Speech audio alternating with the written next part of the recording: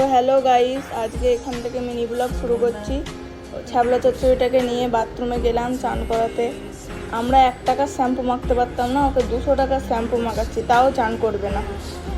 দিয়ে ওকে চান ফান করিয়ে ভালো করে, দেখো ওকে চেনা যাচ্ছে যেন মনে হচ্ছে কাঠঠোকরা পাখি। দিয়ে ওকে মুছিয়ে মাছিয়ে দিয়ে এবার আমি আমার কাজ গুছোবো। ছটাপট কাপড়গুলোকে গুছিয়ে নিলাম, যেন মনে হচ্ছে 1 নিমিষ হয়ে গেছে না গাইস। দেখো বাসনগুলোকে ওরম করেই একভাবে মেজে নিলাম। আলুটাকে ধুয়ে নেবো, ধুয়ে নিয়ে ভালো করে ভেজে নিয়ে, দেখো এরম করে ভেজে নিয়ে এবার ডিম ভাজিটা করে ভাতটা খেয়ে নেবো। তো গাইস, আজকের মিনি ব্লগটা এখানেই শেষ করছি, তোমরা পাশে থেকো।